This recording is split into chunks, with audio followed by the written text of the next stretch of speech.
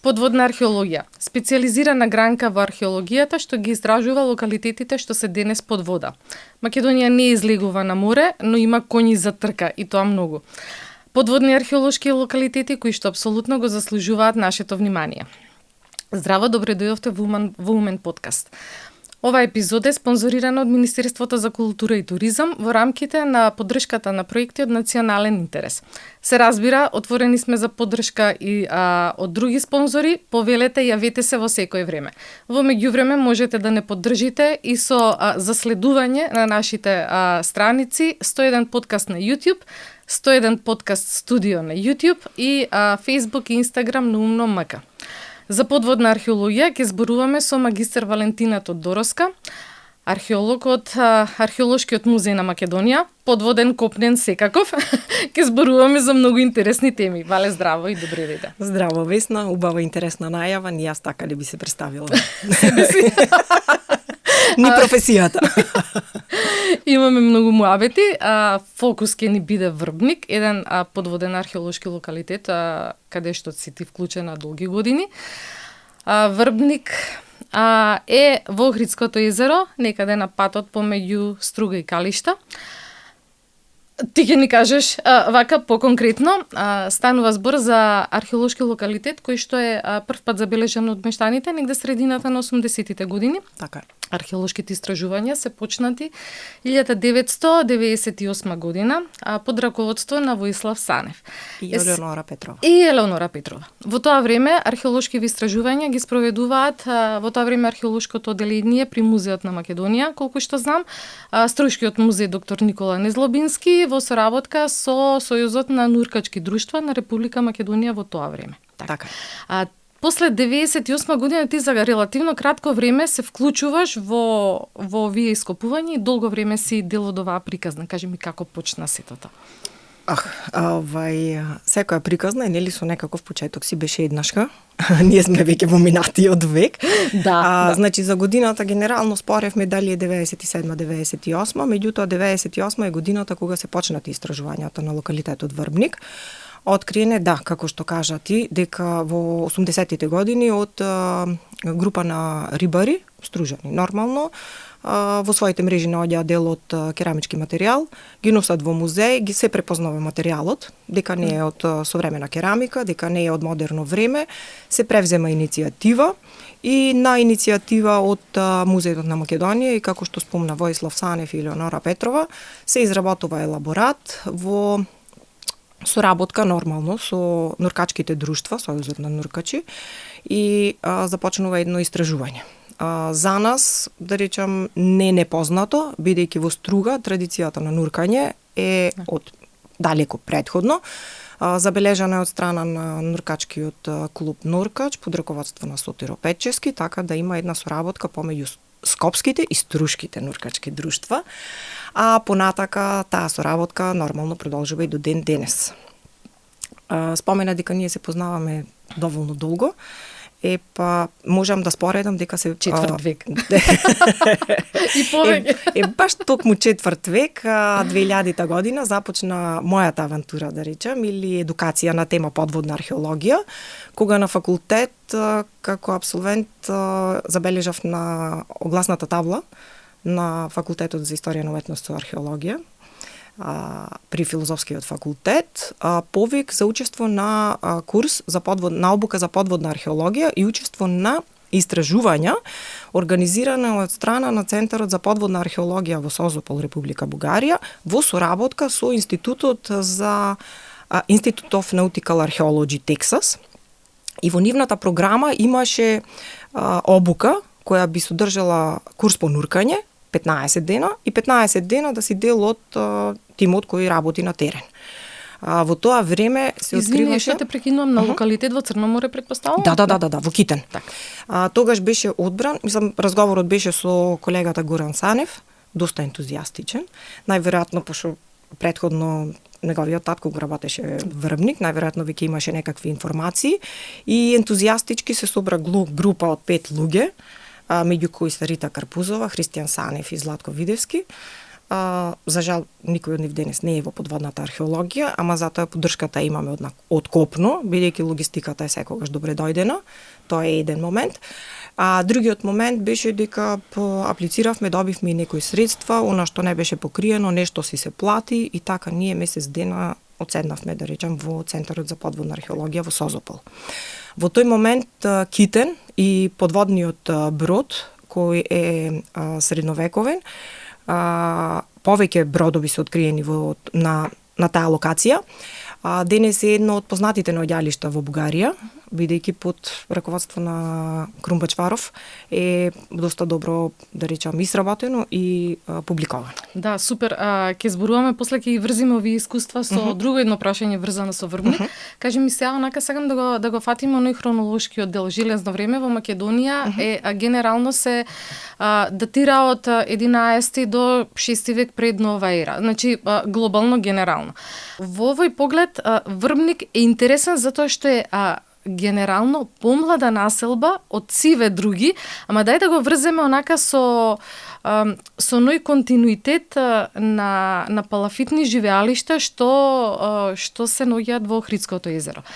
Што вели материјалната култура за Врбник? Како е датиран? Вака сега. Генерално кога зборуваме за палафитни наоѓалишта или наколните населби, кои се вака пошироко познати, ги датираме во неолитот и бронзеното време. Значи се враќаме 6, 7, 8 илјади години пред наша ера. Овде имавме една ситуација која на прв момент беше збунувачки. Се сеќавам во 2008 бев прв пат во Хрватска на терен. Не поканија, за жал, тогаш беше починат Марио Јуришич, еден од подводните, да речам, доајени на подводната археологија во Хрватска, и добив покана да бидам дел од зборникот, да пуштиме статија. И тогаш имавме само еден предмет, кој ни е Скифус, Дуцна антика и со Силвана Блажевска. Викаме, ова нешто случајно? Не е случајно. Имаше една дилема на целата проблематика, ама си го забележавме. И тогаш ние воопшто не го исперцепиравме како железно време. Него по дефолт си го ставивме во бронзено време, бидејќи, нели, предметите, посебно во, да речам, нашиот регион, Охридско-Струшкиот регион, се, да речам, се привлекуваат традиционални. И формите кои се употребуваат може да ги најдеме во малку поширок временски период. Сега, сметавме, зедовме во предвид дека се работи за тиња, кој е природен конзерватор на предметите, така да може да биле припаѓале во подолг временски период, останале таму каде што се. Сегашните истражувања покажаа нешто друго, дека ние воопшто немаме, датација од неолит и бронза, него идеме во железно време. И тука е она најчесто кога говориме и викаме, како сега најстар, сега дојде приказната Лин. Најстариот локалитет на Охридско езеро. Заливот на Коски го имаше приматот заедно со Пенелопа, Охридати. И сега, ние сите сакаме да имаме нешто ние имаме. За жал, не сме најстари, ама затоа сме, да речам, во помладата фаза и сме единствениот локалитет кој со точна датација. Како точно го датиравте и кога е датиран? Последните години работевме на дендроанализи. Дендрохронолошки? Да, дендрохронолошки анализи. Истите ги изработи колегата Андреј Мачковски, кој беше докторант на Универзитетот во Берн. И во соработка со Универзитетот во Берн, во 2022 година имавме големи истражувања. Под големи, подразбирам, истражување кое трае месец дена. Малку поголема екипа и тогаш се сработи, да речам, покрај тоа што се истражи целиот дел, 10 на 10 метри квадратни, продолживме со уште 4, бидејќи имаше можност, имаше услови. Населбата се простира хоризонтално. Значи немаме вертикална стратиграфија и тоа во превод значи дека немаме слоеви, него се движиме, да речам, во распон од 500 до 800 метри. Исток-запад. Север-југ малку е дискутабилно, затоа што излегуваме и на копно, евидентирани се податоци. Меѓутоа, овај дел кој го работиме, дендроанализата, ја потврди хронологијата, која претходно ја потврдува, ја дава на одите. Сега, нормално, колку повеќе факти, толку повеќе тежнееме кон тезата е оправдана. И така да полека. Со последните, со повеќе од 150 примероци, кои се испитани дендрохронолошки, со повеќе методи, вклучувајќи и C14 методата, добивме точна датација и локалитетот го датираме во 635 година, 591 година. Значи 44 години раст и развој и живење на таа локација. А за пошироката публика, можеш ли да објасниш што значи датација со C14? Од примероците кои се издвоени од дрвата, значи има еден мал примерок кој се зема и подложи на анализа на активен јаглерот. Радиоактивен јаглер. Да, радиоактивен јаглер. Така да тоа се врши во лабораторија и си има цела една процедура. Мислам, сега не може ние така на терен одма така да добиеме и резултати да стигнеме до податоците кои ни се потребни. А има продолжување на живот потоа или само овој период е фатен? Значи, зашто те прашувам? Затоа што следствено на тоа се сеќаваш на ископувањата во Самуилова, таму 2008-2009 излегува Пајонски бронзи, што беше многу интересно на Самуилова тврдина. Значи, тука се златните маски, тука се прилично се од прилика 100-200 години е разлика датацијава помеѓу едниве и другиве. Може некако, мислам, апсолутно не зборуваме сега за нагаѓање. Дали мислиш дека дека Насилбава е врбник некаква природни претходници на сите оние што следуваат потоа во оној архаиски период, каде што се требеништа, златни маски и така натаму. Затоа што географски се многу блиску, а пак културолошки се различни? Весна, ти најверојатно си ја следела презентацијата на Андреј за време на European Archaeological Association. И Андреј тука имаше една интересна теза, мислам нормално за да е поинтересно, пошто дендрохронологија и целата методологија објасната. И на крај вика, пошто ние воздушна линија сме многу блиску со Корошишто, зашо не жителите на Корошишто би биле дел од локалитетот Врбник. Да. Ама така баш да, што поклопено е, да. Перо Арџанлиев кога гостуваше тој во подкастот и баш онака зборуваше за Корошишта, дека во тоа време баш нагласи дека границите на Охридско езеро апсолутно не се како денешните. Да. Така што може и да се очекува и други наколни живеалишта се најдат во меѓувреме денес на копно, да речеме. Апсолутно. Све е во игра, ништо не е исклучено. Локалитетот отвори бајаги, можам да кажам, прашања, затоа што од железно време не ни се познати нас баш како палафити, затоа што тогаш е познато дека луѓето бегаат, нели, немирно малку време, оружја кои ги наоѓаме исто на локалитетот, копија кои пробавме, не ги игнорираме, ама некако тука се, ама можда сега не е доволно истражен. Иако се работи за скоро 30 години работа на самиот локалитет, можам слободно да кажам дека една десетина е, да речам многу ако кажам дека е истражен. Да. Така да оставаме простор, нели, за понатамошни истражувања, понатамошни генерации. Од овој аспект можам да кажам, тоа е мое лично видување, не знам кој колку би се служил со тоа, дека за делот кој е истражен, може со сигурност да зборуваме за железното време. Така. А лево, десно, напред, назад, тоа е веќе... Знаеш како мислам, ние по реконструкции на оние наколни живеалишта од неоличто се, еве зборуваме заливот на Коските, веќе реконструиран музеј, имаме во Тумба Маџар исто така реконструкција на неолитски археолошки локалитет. Различни ли биле ете живеалиштата, како веќе влегуваме во железно време, значи користеле ли железен материјал, кланфи, шајки, значи тој тип на материјал за градење или се уште е строго дрво, платформа, тој тип на градба? Во моментот можам да кажам дека е строго запазен начинот на градење. Не сме имале материјал кој асоцира, да речам, баш на така, како што кажат и шајки, кламфи и останати работи. Така да, мислам дека е искористено. Не е ништо случајно, а не е нешто ново, дека ние работите кои ни се допаѓаат си ги користиме. И ако нешто е применливо, може да имаме варијација на тема, ама тоа не значи дека ние нешто многу би сменили во некои работи. Од материјалните докази, можеш ли да направиш некаква визуализација, онака чисто пластично да ни објасниш каков бил животот во тоа време? Од прилика Насилбава за колку жители е? биле богати, биле сиромашни, баш онака од материјал, од керамика, да речеме, луксузна, вообичаена, секојдневна, што наоѓате? Дали биле многу, дали биле малку, не знам колку биле на број, дека живееле убаво и убаво се хранеле, факт, бидејќи имаме голем број на движни наоди од типот на керамика, меѓутоа имаме доста и накид, а имаме и оружје, како што кажав, нели? Копија, фибули имаме исто така. Така да малку дискутабилно е дали тоа е во делот раскош или па е, например, скромност. Мислам дека потребите во тој период биле задоволени и дека сега, да кажам дека живееле само од рибарство, не можам, затоа што имаме податоци на другите локалитети дека баш добро се хранеле.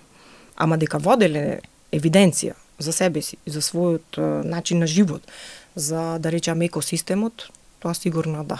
Така. Тоа можам вака, моја проценка. Да, тоа. Да.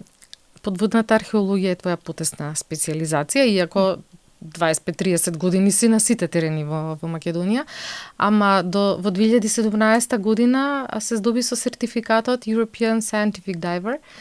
Во тоа време беше единствената од Македонија со овој сертификат, колку што се сеќавам. Кажи ми, дали е се уште така, има ли други колеги кои што веќе се остручуваат во овој дел од археологијата? По завршувањето на овој курс, на ова обука, која траеше година дена, разбрав дека со истиот сертификат е девојка од Битола, Петра, која уствари работи, е биолог.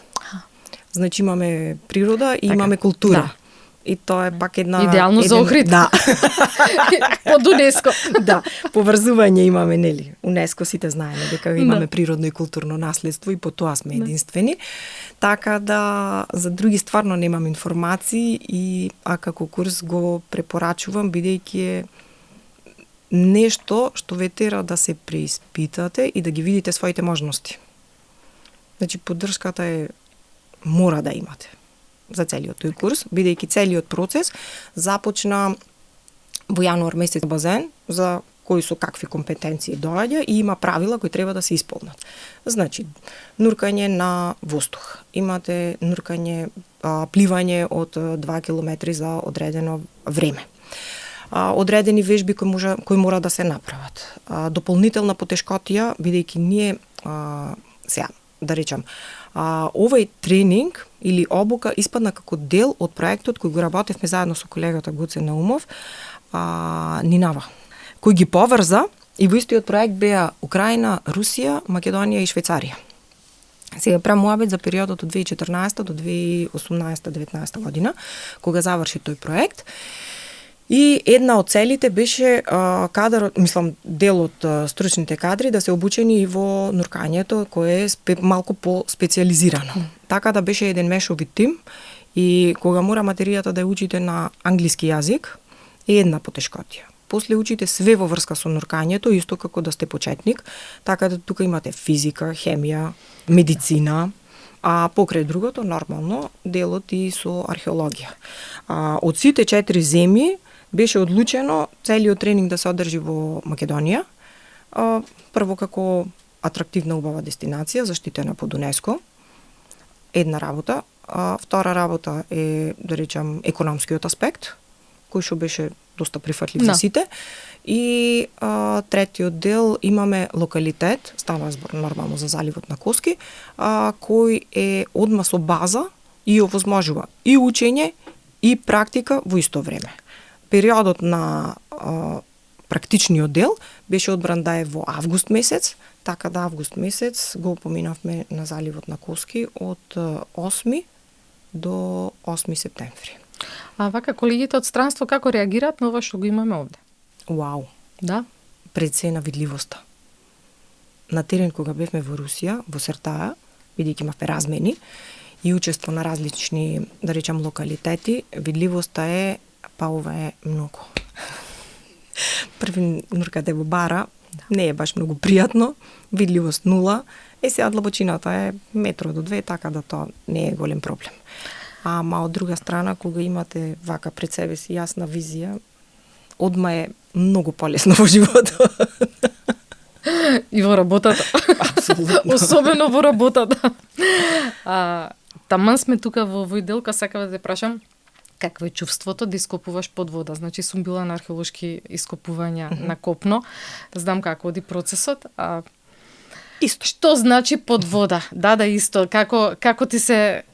Дали ти се мокри тетрадка додека документираш? Како да ти остане сума? Се зезам што се користи за документација. Во смисла, знаеш како? Например, од оние минимални никакви познавања од нуркање што ги имам, знам дека може би не е точно дека палец на копно и под вода не е исто, да, мислам. Не даваш ист знак. Не. Значи, Дефинитивно не. Од знаковен јазик до разбирање до се што значи, знаеш, онака, што треба да има еден човек во себе. Знаеш, онака, ти сега ни објасни што се треба да поминеш и кои се делови од науки да ги совладаш за да добиеш сертификати и така натаму. Но како личност, што треба да имаш да поседуваш? Нормално, прво е да не паничиш, така, да знаеш да пливаш. Пожелно е, да. Пожелно. Што треба да имаш и како оди тој процес? Што се користи за документација во подводни ископувања? Генерално, истите алатки кои ги имаме на копно ги користиме и под вода. Сега нормално не користиме копач, лопата. Сите тие се во малку помали димензии, ама затоа се користи мамут, така нареченото, мислам правосмукалка, која помага при расчистување на делот кој не ти е потребен. Да речем површински слој, доколку постои погруба земја со песок, работи кои мора да ги отстраните, нормално камењата ги тргате настрана вие. Инаку од материјали, например, постои водоотпорна хартија за цртање. Значи, милиметарската хартија е комплетно адаптирана, така да може да се користи. Тука не сме многу скапи, затоа што користиме обичен технички мулив, кој што можеш да го наостриш, ама затоа што, да, беше во право, не можеш да се шиташ горе-долу, мораш да имаш во предвид, значи некои одредени работи, не некои, него сите работи мораш да ги имаш предвидено, пред да слезеш под вода. Так. Инаку во нуркањето секогаш се практицира влегување во пар, затоа што ако ти случајно немаш нешто, партнерот треба да има. Значи имаме комбинација. Знаковниот јазик си важи за сите нуркачи. Сега тука идеме до, да речем, кај е потешкотијата. Ако сте сертифициран нуркач, само нуркач, а не сте археолог, тогаш го пратите археологот.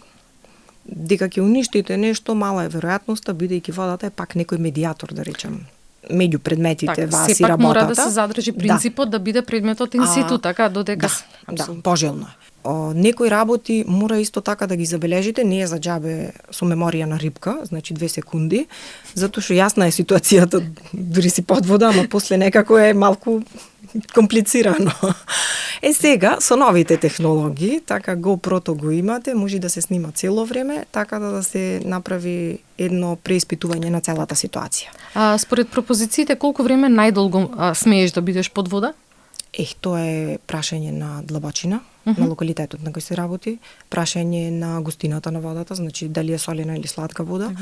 Сега, за нашиот случај, да речам сега, за Врбник, што е тема на разговор, можам да кажам дека ние сме на 3 до 5 метри длабочина и не е никаков проблем 2 сати да се под вода. Зависно исто од работата. Кога се работеше на вадењето на примероци, се мисли сечењето на дрва под вода, тогаш е веќе друг процес, затоа што зависи од колку е јако дрвото. Така, сега стварно е тоа под вода. Да. Ама пак имаме притисок, имаме вакуум. Сепак е техника, мора да го ослободите просторот, бидејќи дрвата се закопани во тињата, а тињата мора да ја ослободите и не може да ја ослободите само 10 сантими, него нешто 20-30 за да имате, да сте порелаксирани во сечењето на дрва. Освен археологија, ти се занимаваш, мислам, со активизам долго време, поле на заштита на културна средина и така натаму. И често нуркаш во Охридско езеро. Од тие причини, што наоѓаш како ѓубре? Значи, зборуваме за едно од најстарите езера, најстарото во Европа, едно од најстарите, најбистрото, она што спомна преска, со најпродзирна вода, бисерот на Балканот, колку како народ си го штитиме овој бисер кој што е под заштита на УНЕСКО и како природно, како културно наследство, значи во светот нема ни 40 на локалитети кои што се заштитени, кои што имаат двојна заштита од УНЕСКО. Мислам дека луѓето што живеат во Македонија тотално не се свесни за значењето на Охрид. Постојано зборуваме, нели, за градежни, урбанистички повредувања и така натаму, и сето тоа стана некако како еве ќе го направиме муабетот, се одржуваат тие комисии на УНЕСКО и така натаму. Во суштина мислам дека народот не е свесен што имаме ние како природно и како културно богатство. Прашањето ми е, пошто си археолог по професија, значи ѓубрето што го вадиш, дали потекнува од 60-70 години на минатиот век, порано, или е подоминантно ова сега? Значи тоа ќе ни каже и за културата на живењето на луѓето сега и пред 50 на години, например. Да, ако земиме предвид дека последните неколку години се организирани акции за чистење на езерото, плюс дел од нив беа финансирани, нели, од пивара, го заштитуваме регионот, пошто сме под заштита на УНЕСКО, имаме секаква датација. За жал. Не можам сега да кажам за теписите, дали ни се нас понови или постари, ама пак дел од предмети од домакинство тука веќе... Што наоѓаш? Не само конзерви, така? Од до. Значи, цела покукнина. Значи, ако ја уредиш добро, може и подводно живеалиште да си направиш. Да. Долго постоеше така една, да речам, интерна шега помеѓу моите пријатели, дека јас уствари не сум во институција, само заради тоа што немам соодветна канцеларија. Така да, ова тоа е. Така да дека супер нешто функционирам и вамо, ама дека уствари канцеларијата не ми е обезбедено. Така да, сега вака, ако ги склопам сите работи кои ги имаме откриено, на потек сум. Која ја спомна веќе институцијата, еден од други рекорди што држиш во Македонија е еден од археолозите кои што најдолго работеле на терен, биле невработени со години. Тоа нешто се смени минатата година, сега си дел од тимот на археолошкиот музеј. И кажи ми како, мислам, просторот го делиш со колеги со кои што 30 години си била на терен и си дишала иста прашина. Каков е односот на колегите кои што се подолго време таму, како ти е во новата канцеларија? Во првата канцеларија, во првата постојана канцеларија на неопределено време. Висна, кога работиш со луѓе, нормално е да имаш ситуации кои се предизвик. Не можам да кажам дека е проблем, затоа што не гледам проблем. Така да сите комуникацијата трае. Сега во мојот случај јас не сум ниту новитет, да речам, во тоа обкружување, а нити па не знам, имам некакви недоразбирања. Мислам дека све е решливо од една страна, а од друга страна несогласувања мора да постојат. Бидејќи, ако немате несогласувања, тоа значи дека све е глатко и тогаш само имате тапшање по рамо и тогаш нигдека не одиме. А за да има напредок, мора да има и, нели, турбуленции. Сега, она што е новитет, да речам, во мојот дел, е дел од институционални правила кои си се пропишани и кои што треба да си ги, нели, практикувате. Све што е пропишано, доколку се практикува, нема никаков проблем. Се вратиме на Врбник, локалитет кој што е близу до Струга, има феноменален потенцијал туристички, особено сега кога Министерство за култура се спои со делот за туризам. Ти имаш искуство и во овој дел, во Неапол, работеше во Италија, нели? Во Неапол е македонскиот збор, Наполи е, да. Бајо ди Наполи, како Баја Наполи, како беше? Да. Како фан на италијанскиот јазик. Да. Неапол е нашиот термин. Кажи ми, искуството, значи во археолошкиот парк работеше таму, што од тие искуства ете да можеш сега би ги применила на Врбник веднаш? Каков потенцијал има овој локалитет? Не дека немам размислено на ова прашање, ама сите обично имаме некакви желби. И во моментот кога имаме можност да ги исполниме, тука одма имаме обструкции од самите себе. Шта би било, кад би било. И одма имаме некаква проспекција. Вака, така, сакам, не сакам, можам, не можам. Врбник како локалитет, сега јас кај го гледам, во блиска иднина го гледам како тренинг центар. Бидејќи можностите се лесни, сега, во моментот немаме некоја пристапност. А од аспект на туризам, исто така сметам дека екосистемот, ако го земиме во предвид и пак да ги поврзиме природното и културното наследство, добиваме една интересна слика, која, сакале ние или не, ја немаме во регионот. Прво, пристапноста е многу лесна, значи сме на рамен терен. Ама од друга страна, го имаме предизвиците на природата. Така, во моментот кога наколната населба живее, сигурна сум дека биле или на полумучурлив терен, или пак биле баш на копно. Не биле баш во вода, затоа што сега сме 5 метри е водата и плюс уште 2 метри имате подвода колци, тоа се 7 такви дрва, баш и немаме ние во околината, а кажав дека со анализа имаме констатирано дека баш околината е користена за градење, за раст и развој градежен материјал, така. На градот. Така да сега во игра сега во игра имаме па друга ситуација. Ако разговараме за реконструкција, веќе имаме реконструкција на источниот брег од Охридското езеро. Не гледам причина зашто иста реконструкција би имале на северо-западниот дел. Ама не е исклучена употребата на дигиталните алатки и технологии. И тоа беше една од обуките кои ги има во Италија, бидејќи бев јас месец дена таму. И пак ќе кажам, сите кои ме познаваат знаат дека со технологијата не сум баш ја на ти, уште сме на вие, ама некако врти сучи ми е околу вака во обкружување и имам среќа да работам и познавам, значи околу нетворкингот, поново, е доста голем и диапазонот на луѓето кои ги познавам, без разлика дали се од универзитети, од невладин сектор, од организации, од фирми, значи од бизнис секторот. Сите работат во различни полиња кои можат да допридонесат за да се направи нешто убаво и големо. Сега тоа зависи од пари. Так. Нормално, финансиите се на крајот на секоја приказна не клучниот двигател. Ама ако се препознае и ако се прифати од поголем дел, да речем, тогаш неизбежно е. За крај, кажи ни за ова твојо неодамнешно патување во Подгорица на она паневропска мрежа, на првиот состанок за холистички пристап кон заштитата на културното наследство генерално. Каков потенцијал има Македонија на ова поле? Огромен. Мислам, Кост како програма постои од 71-ва.